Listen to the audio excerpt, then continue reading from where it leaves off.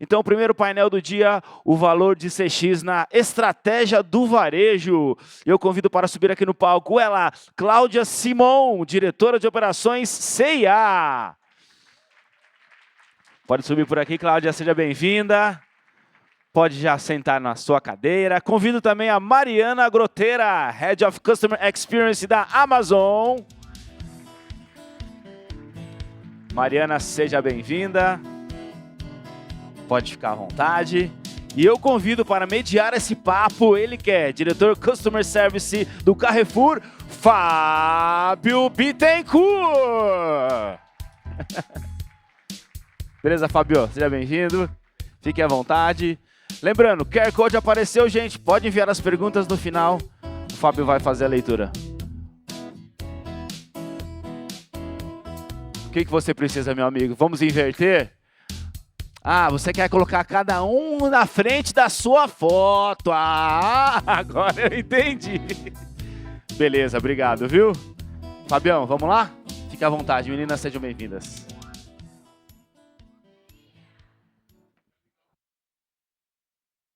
Agora vamos fazer um outro bom dia, né? Bom dia, pessoal! Bom dia! Aí sim. Gente, acho que a gente vai começar aqui com um baita desafio, depois da palestra da Roberta. Eu gosto de colher os insights, a Miriam sabe disso, né? Já saio com aqui, né? Que essa frase aqui é muito interessante, realmente, que o desafio de CX é para todas as gerações, com velocidade e profundidade, né? Eu acho que isso já é algo que a gente já tem que, de largada, já gravar e levar daqui. Mas vamos lá, acho que eu estou muito feliz de iniciar as sequências de painéis, falando aqui de estratégia de CX no varejo, porque não é sem querer puxar sardinha para o nosso lado, mas aquela história de barriga no balcão, sabe? De fato, aqui nós temos empresas que vivem isso digitalmente ou presencialmente, vendendo comida, vendendo alimento e vendendo de tudo. Acho que a gente representa bem esse desafio e cabe muito com o que a gente vai discutir aqui, né? E para a gente seguir com esse papo aqui, eu tenho duas grandes profissionais, que eu faço questão de apresentá-las. A Mariana Groteira, que está aqui mais próxima, é a diretora de Customer Experience da Amazon Brasil. Ela é responsável por toda a parte de entrega e devoluções, especificamente. Então, pensando num país continental como o nosso, já dá para saber o tamanho do desafio. A Mariana é referência em cultura centrada no cliente, com forte foco no uso de dados para entender os comportamentos e cumprimento consistente das promessas feitas aos clientes. Uma salva de palmas para Mariana aqui, por favor. Obrigada, Fábio. Obrigada, muito feliz com o convite, muito feliz de estar aqui com vocês. Adoro compartilhar sobre o tema e vai ser um prazer a gente bater esse papo. Obrigada pelo convite. Obrigado, Mari. E, na sequência, nós temos com a gente também a Cláudia Simon, diretora de operações da C&A Brasil. A Cláudia atua na C&A há 20 anos, iniciou como trainee, percorreu por diversas ou quase todas as áreas da companhia e hoje ela lidera a transformação das lojas da C&A, pensando em experiência, aliando moda, pessoas e resultados. A Cláudia é defensora de uma liderança inspiradora e possui em operações eficientes com propósito. Cabe também com o que a gente viu na palestra anterior. Sempre com foco no cliente no centro da estratégia. Seja bem-vinda, Cláudia. Obrigada pelo convite, gente. Bom, para falar de estratégia, gente, não poderia ser diferente de nós precisamos começar pela cultura. E nos briefings que nós tivemos aqui, nas nossas conversas, me chamou bastante a atenção que a Amazon tem digamos, um mantra internamente de que eles são obcecados pelo cliente. Então, acho que vale a gente começar entendendo como é que isso funciona. Né, Mariana? Conta para a gente. Muito bom. A Amazon tem uma missão, na verdade. Nosso principal valor é ser a empresa mais centrada no cliente do mundo, né? É isso que a gente se propõe, é isso que a gente constrói dia após dia. A cultura da Amazon ela é bastante peculiar e ela se baseia em 16 princípios de liderança. E a gente aplica esses princípios de liderança no nosso dia a dia do trabalho, né? Entre todos os 16, o primeiro deles é a obsessão pelo cliente. E esse princípio de liderança ele se define como os líderes da Amazon são obcecados pelos seus clientes. Eles começam trabalhando a partir de uma dor latente que a gente analisou do cliente e desenvolve a tecnologia a partir dessa dor para trazer uma boa solução para o cliente.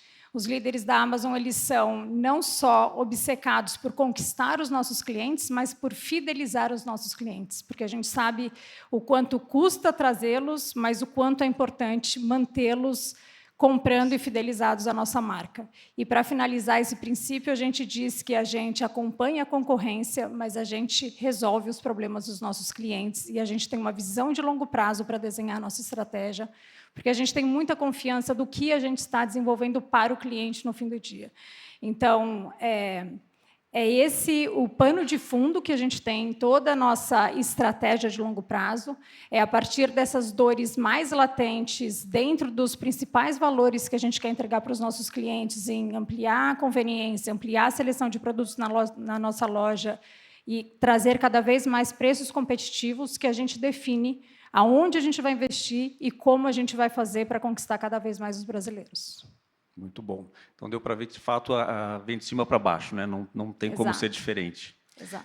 E na C&A, Cláudia, como que funciona a questão de colocar o cliente no centro da estratégia? Bom, vou tentar tangibilizar aqui para vocês, né? Eu trabalho na C&A há 20 anos e costumo me deparar com públicos que já foram alguma vez na vida na C&A, mesmo que tenham sido levados pela mãe quando eram crianças, né? E a gente tem um desafio muito grande como marca, assim como a Mariana disse, dentro da nossa missão. A gente demorou quase 1 ano para renovar essa missão, porque a missão da C&A é ser a empresa de moda mais amada do Brasil. E quando você coloca amor no meio da frase, complica, porque amar é um negócio muito forte e é uma escolha, né? É uma decisão de cada um. Então, nessa história do cliente, é claro que a gente está ali para servir, mas nós somos uma loja física de autosserviço. Como é que você faz isso? Como é que você atende o cliente numa loja de autosserviço?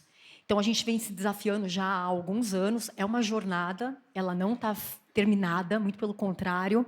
Tem uma estrada gigante aí a ser percorrida. Mas, no final, eu acho que tem 2 coisas que eu gostaria de compartilhar com vocês como exemplos de como colocar o cliente no centro. O primeiro foi como a gente mudou a construção das nossas coleções nos últimos anos. Nós somos mais de 300 pontos espalhados pelo país, de lojas físicas, e a gente também tem o mundo online. Na hora da gente escalar esses produtos, não tem mais nenhum produto na C&A que é escalado antes de ser testado pelo cliente. Nós não sabemos, mas muitos de nós testamos alguns, vários ou todos os produtos antes que eles mereçam a honra de ter ou mais variante de cor ou mais volume para ser encontrado ao longo do país. Então, a primeira coisa que a gente mudou na cadeia de produção é que isso dá mais trabalho, obviamente, mas a gente acerta melhor o produto que o consumidor está procurando e não o que a gente quer vender, que são coisas bem diferentes e bem trabalhosas. E o segundo, que eu acho bem interessante de dividir aqui com o público, dentro das nossas lojas, a gente tem 3 ferramentas para medir satisfação do cliente. A primeira é o NPS, que todo mundo aqui já teve algum contato, mas o NPS ele mede a experiência do consumidor que compra. Ele não pergunta para o consumidor que não compra o porquê que ele não comprou. Então, a gente tem também uma pesquisa que a gente chama de cliente sem sacola. Dói, hein? O resultado é ui. É sério que eu erro isso tudo? Mas se a gente ler só o NPS, talvez a gente entre numa zona de conforto, né, Fábio? E o terceiro, a gente também contrata uma pesquisa de cliente misteriosa. Então, todas as nossas unidades de negócio recebem uma visita de uma cliente misteriosa. Essa cliente é treinada, ela é contratada pela C&A, é treinada para checar aquilo que a gente orienta, que uma hora é uma coisa, outra hora é outra coisa, mas tem a espinha dorsal, que são as coisas que a gente se compromete com o cliente em entregar. Então, acho que esse é um pouquinho da forma como a gente está se organizando. Boa. E achei interessante porque quando eu brinco com o meu time que o cliente entrou no supermercado tem que sair com uma sacolinha. Mas agora eu vou rever isso, né? Precisamos entender o outro lado. Bom, como você já trouxe aqui para a gente um pouco da estratégia, né? Cultura, de fato, é o ponto de partida, mas a gente precisa entender concretamente como isso funciona. Você já compartilhou um pouco aqui da questão de como entender o não comprador. E no caso da Amazon, Mário, como que funciona, como que vocês gerenciam a satisfação do cliente? Esse é um ponto que sempre surpreende quando eu falo da Amazon, e foi um dos pontos que mais me surpreendeu quando eu cheguei na Amazon, né? Eu, inclusive, acabei de me dar conta, eu já passei pelo Carrefour, já passei muito próximo da C&A, já fui do Banco IB da C&A, então conheço bastante dessas realidades. E nos dois casos, eu trabalhava bastante com a questão do NPS, de medir a satisfação através do NPS, através de pesquisas. E quando eu cheguei na Amazon, minha primeira pergunta foi: onde está a pesquisa do NPS? Né? Porque eu preciso dessa informação para... E a gente não mede o NPS na Amazon. Vocês não medem o A NPS? gente não mede o NPS de forma corriqueira e nessa operação do dia a dia. E isso me assustou na hora, eu fui entender o porquê que a gente não mede. Na Amazon, a gente tem o nosso estilo de trabalho também, de novo, né, pautado nos princípios de liderança e muito baseado em dados, traz para a gente essa consciência de que a gente tem que trabalhar os inputs do nosso negócio. O que a gente define como input? A gente sabe que o que o cliente vê de valor na nossa loja ele quer encontrar cada vez mais seleções de produtos, e por isso que a gente é a loja de A a Z. Ele quer cada vez mais conveniência, e isso quer dizer que ele quer receber o produto cada vez mais rápido na casa dele, opções diversas dele retirar esse produto em lugares que sejam convenientes para ele. O frete grátis é a maior dor do brasileiro. E o cliente quer cada vez mais preço competitivo. Isso define a nossa roda de estratégia desenhada por Jeff Bezos lá atrás, quando ele lançou a Amazon. Isso permanece, isso se mantém. E a gente sabe que, quanto mais a gente melhora em cada um desses atributos, a gente sabe que o cliente vai ficar mais satisfeito. Então, o nosso dia a dia, o nosso termômetro de satisfação do consumidor é acompanhar diariamente e semanalmente como é que a gente está performando, muito baseado em dados, né, nesses atributos. Quantos novos produtos a gente colocou dentro da nossa loja, quão mais rápido ficou a nossa entrega, quantos novos pontos de retirada a gente está lançando, qual é a nossa competitividade de preço perante ao mercado. E se a gente melhora no dia a dia em cada um desses inputs, a gente sabe que, como output desse trabalho e dessa operação, o nosso NPS ele vai crescer de forma saudável. A gente não mensura o NPS, ele não é uma ferramenta de trabalho do nosso dia a dia, mas tem uma premiação de mercado que, né, avalia os marketplaces, e a Amazon já ganhou por 4 anos consecutivos como o melhor NPS de marketplaces.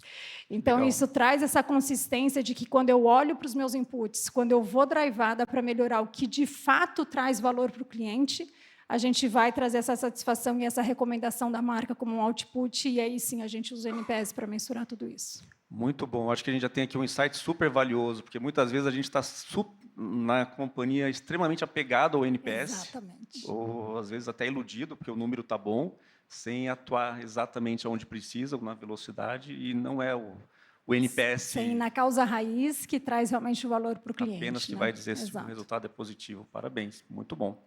Eu não imaginava que a Amazon não me disse o NPS. Pois é, me chocou. Você deve imaginar, né? Sabendo o que eu fazia no Carrefour, você deve imaginar. Muito bom. Bom, uma curiosidade que eu tenho aqui da C&A, pensando aqui no tamanho do nosso país, a C&A, se eu não me engano, tem mais de 330 lojas espalhadas pelo Brasil todo, né? Como que vocês atuam a regionalização? Né? Você comentou anteriormente a questão de definir previamente o que vai para as lojas, mas pensando num contexto regional, como que isso funciona? Tem 2 coisas que a gente faz que são as mais importantes, né? Isso é um desafio, obviamente, porque a nossa ambição e o nosso desejo é de entregar moda para todos os corpos, todas as histórias, para a pessoa ser aquilo que ela quiser ser. Esse é o lugar que a C&A defende em termos de diversidade e tudo mais.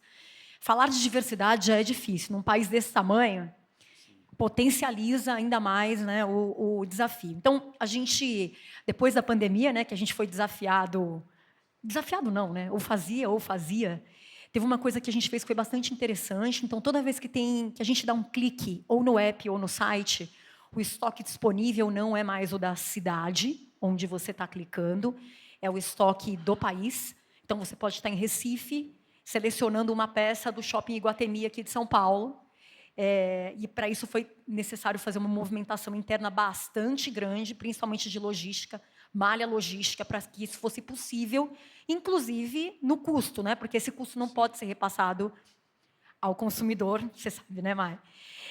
Então, acho que essa é a primeira coisa. A partir do momento que eu abri o estoque nacional para qualquer público do país, onde quer que ele esteja, a Roberta até mostrou aquele Google Maps ali, eu olhei e falei, olha ali, quantas vezes eu não vi um slide desse nas minhas reuniões. Então, isso é uma das coisas que a gente faz para regionalizar sem julgar. Porque muitas vezes a gente acha que a pessoa que mora em Recife, por exemplo, não usa preto. Poxa, aí na coleção do São João a gente não comprava coleção preta. Até que a gente foi no São João. Poxa, que incrível, todo mundo de preto. Então, tem algumas coisas que a gente, né, pré-julga, porque quando divulgam o São João, colocam a pessoa lá com uma camisa xadrez, e se acha que todo mundo vai de camisa xadrez. Mas espera aí, somos usuários, não necessariamente o garoto propaganda do evento. Então, acho que essa é a primeira resposta. E a segunda, que é bem interessante, que não está pronta, está em andamento. A gente tem uma máquina de tecnologia funcionando para que a gente passe a ter sortimento dinâmico. Então, hoje a C&A já pratica precificação dinâmica há alguns anos, e agora a gente está funcionando com o sortimento dinâmico. É um desafio gigantesco, mas nada mais é do que uma loja, ela pode estar na mesma avenida, inclusive, se ela está mais próxima de centros urbanos ou de muitos escritórios, nós vamos vender calça preta para caramba. Mas a outra loja está do lado de um parque, e é na mesma avenida. Pode até continuar sendo preto, mas vai ser legging. Então, como é que a gente faz para proporcionalizar todas essas mini áreas dentro da loja? Então, o digital abrindo o estoque nacional. E no offline, essa história do sortimento dinâmico que está fresquinha, aí, saindo do forno, não pronta e 100% resolvida, porque o desafio era muito maior do que o que a gente mensurou, mas é um pouco dessa forma que a gente regionaliza a coleção. Boa, obrigado, Cláudia. E você trouxe um ponto de logística, né, do desafio, até o exemplo que você contextualizou. E aí, eu pensando aqui no desafio que a Mari toca no dia a dia, de entrega, trocas, e também na dimensão do nosso país, como que vocês atuam a logística reversa, Mari, de forma que impacte menos os consumidores? A logística, de maneira geral, num país continental desse tamanho, ela é um desafio. Ela é um desafio para a gente que está aqui no digital, precisando entregar no Brasil inteiro, e ainda, né, penso essa dor que você tem de acertar a loja física ali, que é mais complexo ainda. A reversa, ela vem como uma necessidade natural desse mercado, né? Eu entrego para o cliente que não tem a chance de ir no físico experimentar, ele precisa desse processo de devolução, e a gente enxerga esse processo de devolução na Amazon como uma possibilidade de construir confiança com o nosso cliente, como uma forma de dizer, olha, você tem a facilidade de já passar por um processo que é doloroso. E ninguém compra para devolver, né? A devolução ela é sofrida, ela é uma fricção por si só.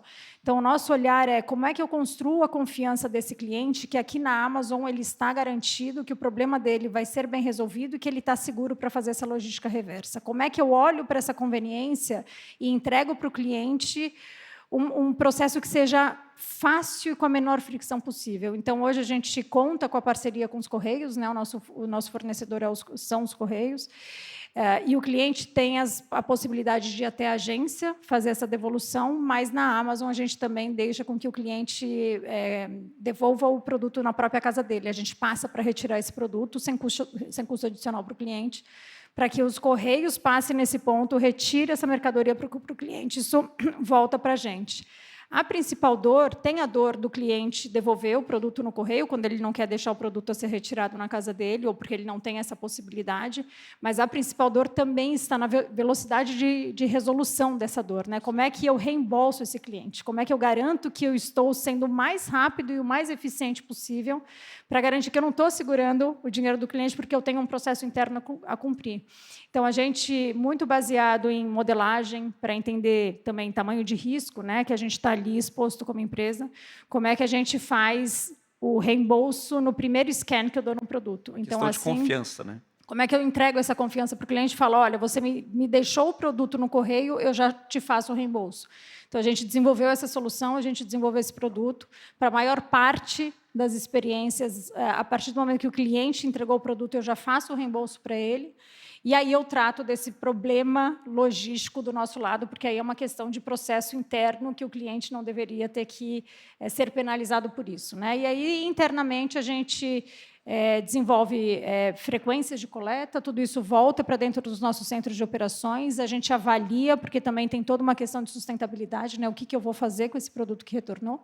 E a gente tem diversos processos dentro do nosso centro de operações para garantir que a gente faça um bom cheque do produto, para entender se ele vai ser vendido novamente, ou se eu vou ter que fazer alguma outra coisa com esse inventário, o que eu vou fazer com esse inventário, então. Tem uma diversa gama de seleções do que a gente faz para garantir que a gente também trate ali no nosso P&L como é que eu acomodo esse custo sem penalizar necessariamente o cliente. Aqui tem mais uma reflexão interessante, né, gente? Essa questão parece simples de logística reversa, é um desafio em todos os e-commerce, em todos os negócios, e tem algo que a Mariana colocou aqui, que 95% das empresas não praticam, que é confiar no consumidor.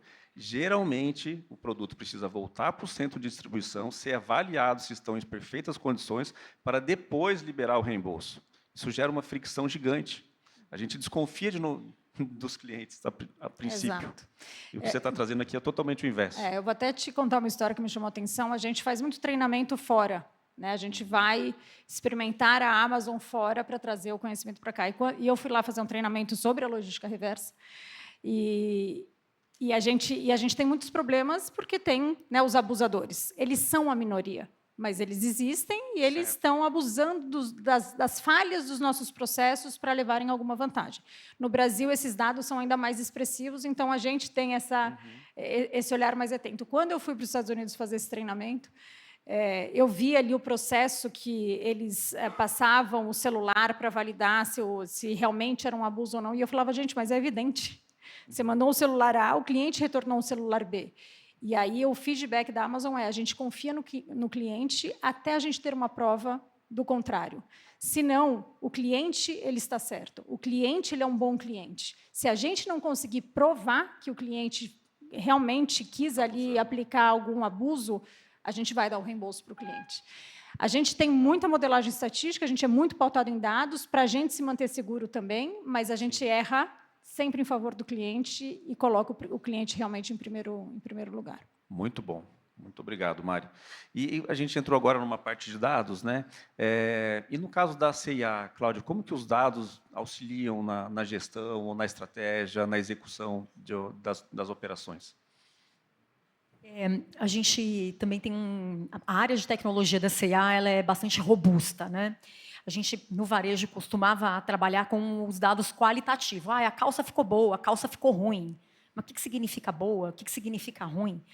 E hoje a gente tem tanto no saque, e agora estamos implementando nos feedbacks que vêm também do NPS, uma máquina que consegue, através da inteligência artificial, traduzir todos esses dados qualitativos em feedback, tanto para sourcing quanto para produto, mas também para a experiência no digital e no físico. E no físico tem uma coisa muito interessante, né? Muitas vezes a pessoa ia lá e reclamava, a calça jeans não vestiu bem. A reclamação era essa, por alguma razão, né? E aí a gente descobriu que o maior problema de atrito do cliente dentro de uma loja é o provador. Eu sei que vocês pensaram que é o caixa, né? Exatamente. Não, mas não tem muita fila. Depois vocês me contam inbox, para não ficar assim divulgado. O provador, ele é o lugar da decisão. A mulher é um bicho complicado. Ela vai para a loja, ela vai para o shopping para comprar, vocês pensaram? Não necessariamente. A gente vai, eu vou colocar a gente porque eu passo por isso todos os dias da minha vida. Eu vou para o shopping todos os dias, vocês não, né? Graças a Deus, porque senão...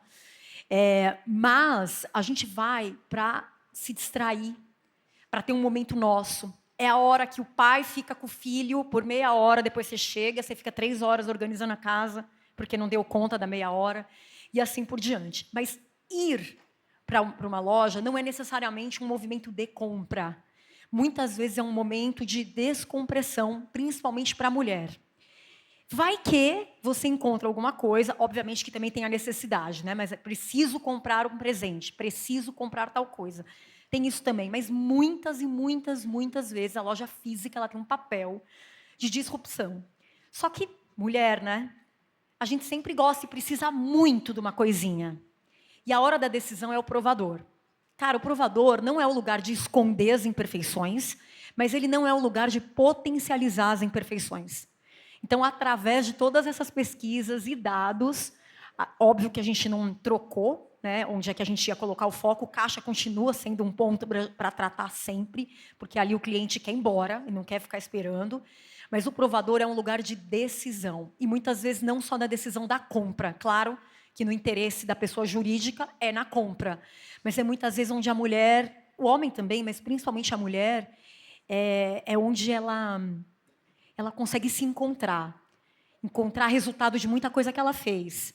Então, a hora que ela se veste ali, e ela se enxerga, e ela se encontra, e ela sai dali com um propósito de alguma coisa que não necessariamente é só comprar, se aquele provador ou está barulhento, ou está sujo, ou está quente, ou não está confortável, ou o espelho está quebrado, acabou.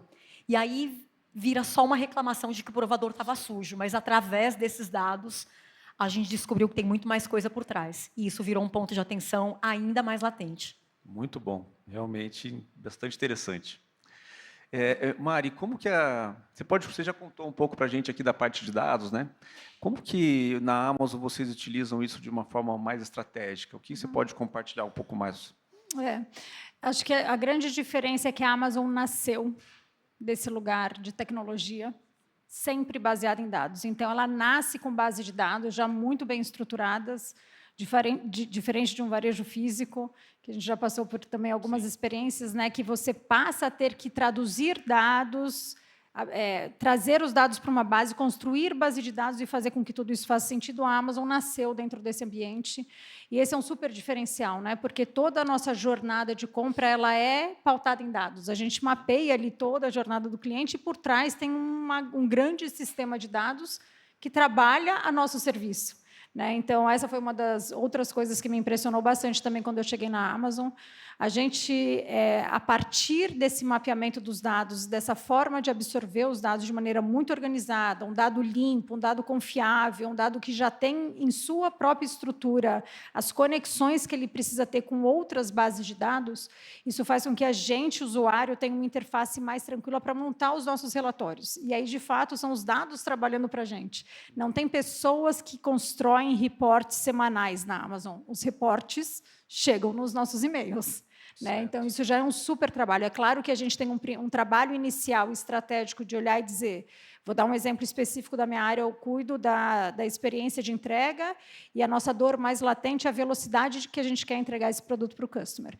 A gente acompanha a velocidade de entrega todos os dias. A gente sabe quantos produtos a gente entregou no mesmo dia, quantos no dia seguinte, quantos foram para outras regiões, porque a gente também tem o desafio da regionalização, e qual foi a acuracidade dessa promessa que eu fiz para o cliente. Porque, de novo, vem a promessa, mas essa promessa precisa ser cumprida. Então, não adianta eu prometer que eu vou entregar hoje e não te entregar hoje. Então, todos os dias a gente precisa acompanhar nos dados quantas entregas efetivamente eu prometi e quantas eu fiz naquele mesmo dia, e a gente audita isso dia após dia. Por quê? Porque a gente quer entender daqueles que eu não consegui ofertar para aquela melhor experiência que eu podia ofertar, qual foi a causa raiz que gerou aquilo. E esse é o nosso trabalho semanal para trabalhar no input. O dado ele me serve. O dado ele chega no meu e-mail para dizer, olha, ontem essa foi sua performance, hoje essa foi sua performance, e ele me alimenta para eu poder descobrir aí, com a ajuda do time, qual foi a causa raiz, qual foi o problema, como é que eu resolvo esse problema, para amanhã a gente já ser melhor. Então, a gente, nascendo nesse ambiente, já tem uma estrutura de dados bastante robusta, bastante saudável e bem qualificada, para que a gente possa, através dessas análises, dessas conexões do dado, entender aonde a gente está falhando e como é que a gente melhora rapidamente para seguir nessa melhoria contínua, que é isso que a gente enxerga da melhoria da experiência do cliente. Velocidade dos dados. Exatamente. Para vocês agilizarem as tomadas de decisões. Exato. Excelente. A gente falou aqui até agora, de cultura, de estratégia, de dados. Não tem como a gente fazer um painel de experiência do cliente sem entrar na parte de inteligência artificial, inovação. A Roberta até comentou com a gente aqui anteriormente que, no fim das contas, CX é a soma de tecnologia, com uma sensibilidade humana, digamos assim, e consistência, né? Porque isso é o que completa a questão da experiência. Como que vocês estão utilizando, é a pergunta para ambas, né? Como vocês estão utilizando a inteligência artificial no negócio em prol da melhoria do cliente? Vou começar pela Cláudia. Vou começar aqui. Acho que tem uma coisa bem legal. Lá na C&A a gente tem não é um mantra, não, mas tem uma frase que permeia ali o nosso dia a dia, que é o dado sem o qualitativo, ele é um número. O qualitativo sem um dado é uma opinião. Então, como é que você transforma aquelas duas coisas em uma ação? Parece simples, mas no dia a dia a gente sabe que não é bem assim.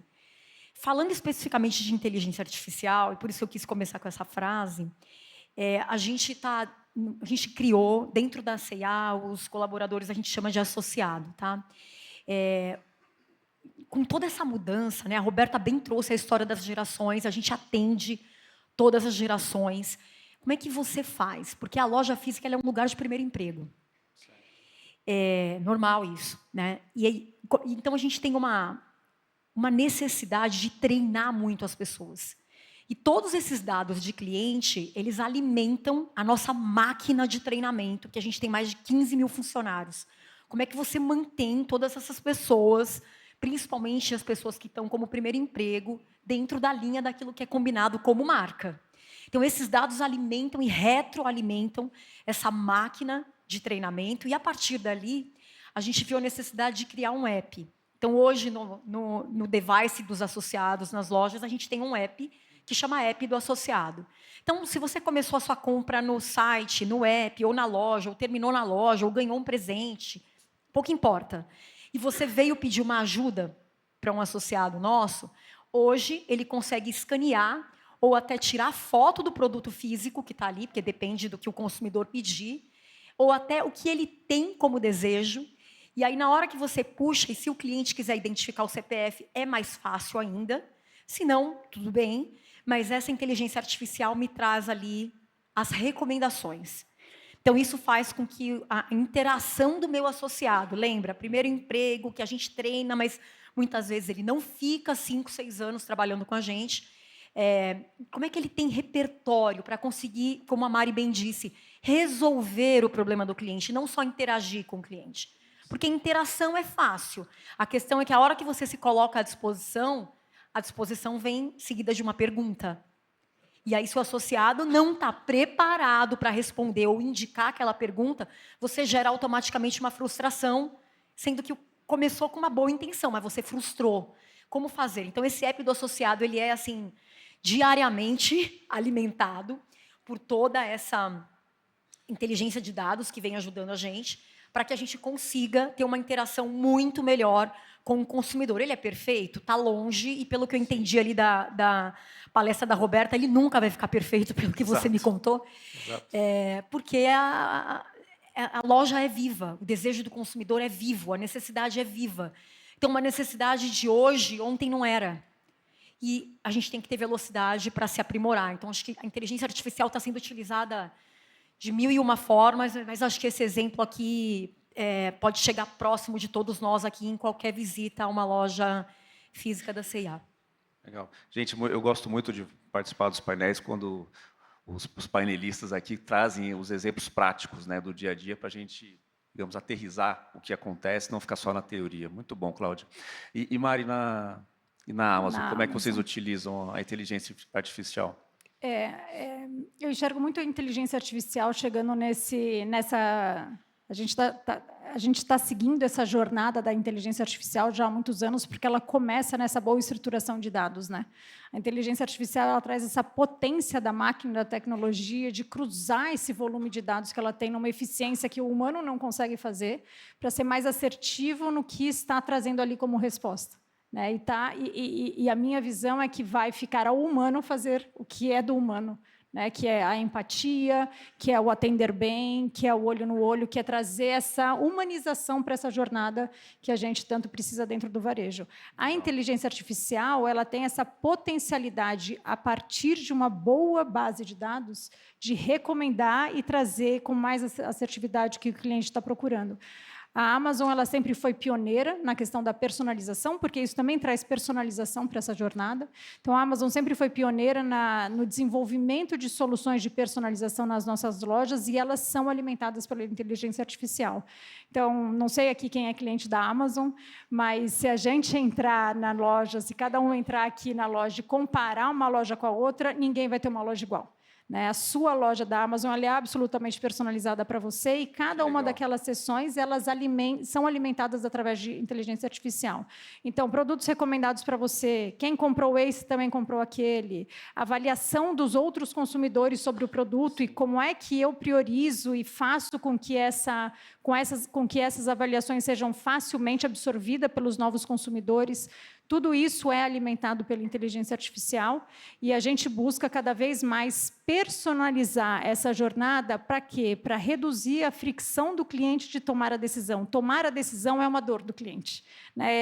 A tomada de decisão ali no provador, tomar a decisão é uma dor. E se a gente, do nosso lado, com boas ferramentas, de maneira muito transparente, com dados muito qualificados, na intenção de ajudar o cliente a tomar uma melhor decisão, a gente desenvolve esses produtos e a gente faz isso baseado na inteligência artificial. Então, a gente está super conectado com esse tema. A gente recebeu uma visita importante aí esses dias, de uma liderança importante, e a mensagem dele é muito clara, assim, todos os nossos empregos serão atingidos de alguma forma pela inteligência artificial. A gente tem que se beneficiar disso, a gente tem que se colocar nesse lugar de se questionar o que eu estou fazendo hoje, como é que eu posso fazer melhor ou mais rápido, ou como eu faço mais com menos, usando o que já está disponível da inteligência artificial. Não é uma competição, é uma soma, e ela está a nosso serviço. Então, a gente tem muito essa mentalidade na Amazon e a gente traduz isso em personalização, redução de fricção e uma jornada mais interessante para o nosso cliente lá na ponta. É algo inevitável, mas a gente tem que saber utilizar da melhor forma. E vai ser rápido, vai ser muito rápido. Perfeito. Bom, gente, o tempo está acabando, mas ainda dá para a gente fazer uma brincadeira aqui antes de encerrar. Vamos fazer vocês topam? Vamos fazer um ping-pong rápido aqui? Sim. Até para a gente inspirar aqui o time. Opa. Oi, por favor. Sim. Abre para perguntas, por favor. Ah, ok. Tá bom. Rodrigo, cadê o tablet, por gentileza, das perguntas do... Aqui a gente faz ao vivo mesmo, tá? Então, Boa. gente, com todos participando, inclusive dos bastidores. Enquanto a gente traz o tablet com as perguntas que foram enviadas, vamos fazer um ping-pong rápido aqui. Tem algum livro que vocês gostariam de compartilhar sobre a experiência do cliente que influenciou muito na carreira de vocês, até para a gente inspirar a nossa audiência? Eu sempre falo de um livro, que não tem a tradução em português, mas ele chama Upstream. E eu vou traduzir em uma historinha que ele conta que você vai entender o porquê. Tinham dois amigos na beira de um... E ele trouxe essa história no livro. Tinham dois amigos na beira de um rio. E eles estavam ali conversando e, de repente, tinha uma ponte que passava lá em cima e eles viam uma criancinha cair da ponte. Eles corriam, salvavam a criancinha e voltavam a conversar. Outra criancinha passava, caía da ponte, eles corriam, iam pegar a criancinha e voltavam para conversar na beira do rio. De repente, muitas criancinhas começaram a cair no rio. E eles ali tentando salvar todas as criancinhas, tirar as criancinhas do rio. Um dos amigos, de repente, sai e corre para a ponte. E aí o outro, onde você vai? O que você está fazendo? Venha me ajudar a salvar as criancinhas, elas vão morrer aqui, afogadas no rio. Ele falou assim, não, eu preciso subir lá na ponte e consertar a ponte, porque se eu não consertar a ponte, as criancinhas vão continuar caindo, e a gente não vai ser capaz de dar conta de todo esse problema. Foi nessa hora que eu entendi o quanto que a gente, muitas vezes, trabalhando com a experiência do cliente, quer resolver ali um problema pontual que o cliente está trazendo, e geralmente na ponta, no atendimento ao cliente. Esse atendimento ao cliente traz para a gente a possibilidade de entender qual é o problema da ponte, o que está acontecendo ali na causa raiz, e como é que a gente trata a causa raiz.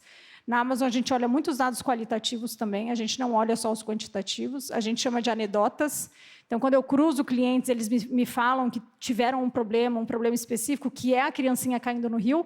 É claro que a gente salva a criancinha do rio, é a primeira coisa que a gente faz, a gente resolve esse problema o mais rápido possível, mas toda anedota a gente leva para dentro, estuda a causa raiz, entende se tem outros clientes passando pelo mesmo problema, e a gente resolve o problema desses outros clientes, e a gente tem a obrigação de entender qual é a solução definitiva para esse problema.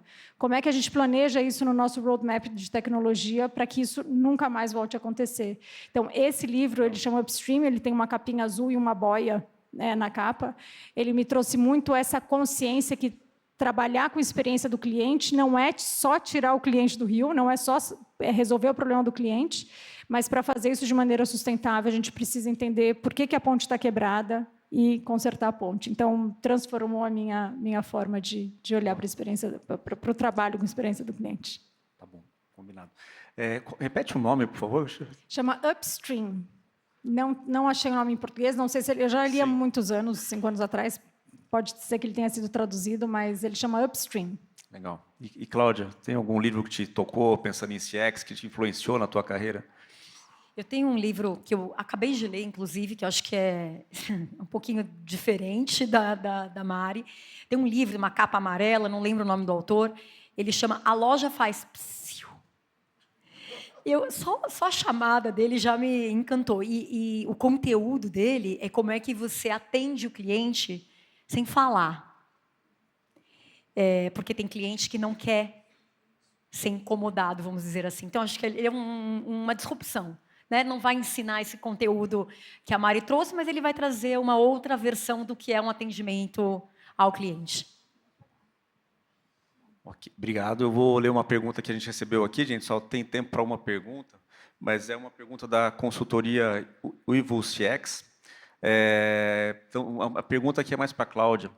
Como que você aplica a pesquisa Clientes Sem Sacola para os clientes que não compraram? Uma questão bem prática aqui para ficar mais claro. Bom, a pesquisa do Cliente Sem Sacola, ela é a reunião mais difícil da semana, tá? Vamos falar a verdade. Toda semana, na verdade, ao final de cada domingo, a gente recolhe todas as pesquisas feitas semanalmente, elas são feitas em loco, tá? Em todas as 335 lojas da C&A.